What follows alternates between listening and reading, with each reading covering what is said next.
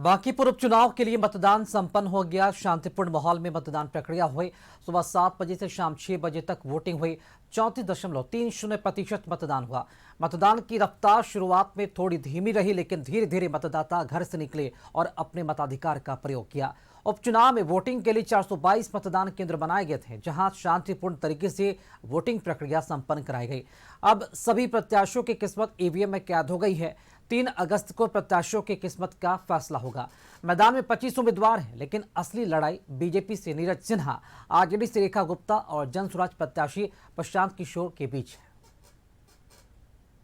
अधिक जानकारी के साथ संवाददाता अंकित इस वक्त हमारे साथ लाइव जुड़ चुके हैं। अंकित, बांकीपुर उपचुनाव के लिए मतदान प्रक्रिया शांतिपूर्ण संपन्न हुआ।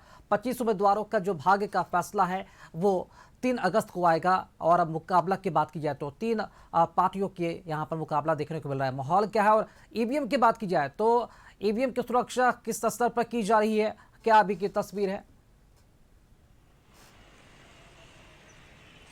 जी बिल्कुल राकेश, आपने सही कहा कि जो 25 प्रत्याशी हैं उनके साथ मुकाबला है, लेकिन देखा जाए तो अहम मुकाबला जो है वो मात्र 3 के साथ है। वो चाहे आरजेडी की प्रत्याशी रेखा कुमारी की बात कर ली जाए, या फिर प्रशांत किशोर की जनसुराज से बात कर ली जाए, या फिर बीजेपी से नीरज कुमार सिन्हा की बात कर ली जाए। देखिए, कल जिस तरह से बांकीपुर विधानसभा उपचुनाव का मतदान चल रहा था, मतदान की प्रतिशत जो है वो काफी कम दिखी, क्योंकि 34.30% जो मतदान है वो हुई। अगर पिछले चुनाव की बात कर ली जाए, जब 2025 में चुनाव हुआ था, तो लगभग 41% जो मतदाता है वो अपना मतदान जो है वो किए थे। लेकिन इस बार मतदान जो है वो काफी कम हुई। लेकिन ये कहना बहुत अभी मुश्किल है कि किसके भाग्य में जो बांकीपुर विधानसभा है वो जाता। हालांकि दावेदारी जो है वो लगातार प्रशांत किशोर की ओर से भी किया गया, रेखा गुप्ता की भी ओर से किया गया, और नीरज कुमार सिन्हा जो भाजपा से प्रत्याशी थे उनके लिए भी किया गया लगातार दावेदार। देखिए, और लगातार जो चुनाव प्रचार है वो भी देखने को मिला। तेजस्वी यादव खुद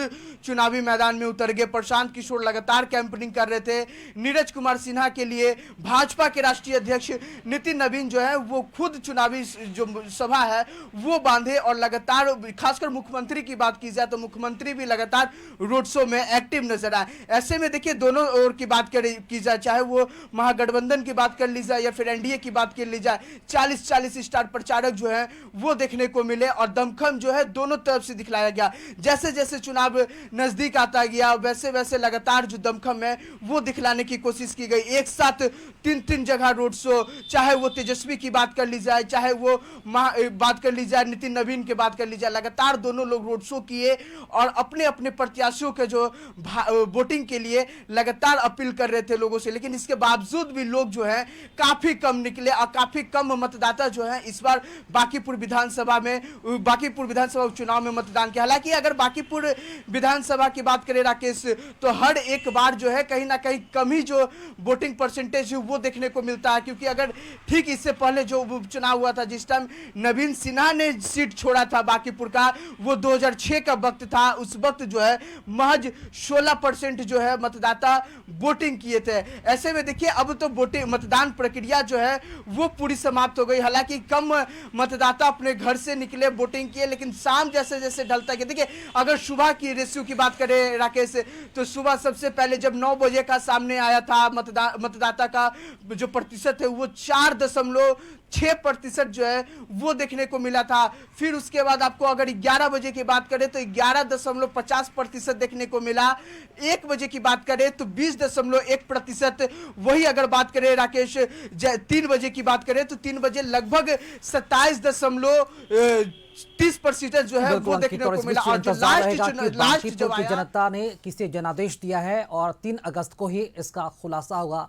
जब ईवीएम खुलेंगे तो उसके बाद पता चलेगा कि किस प्रत्याशी का भाग्य का फैसला बांकीपुर की जनता ने किया है। बहुत शुक्रिया आपका खबर पर अपडेट के लिए, और बुलेटिन में फिलहाल इतना ही। देखते रहिए कशिश न्यूज। नमस्कार।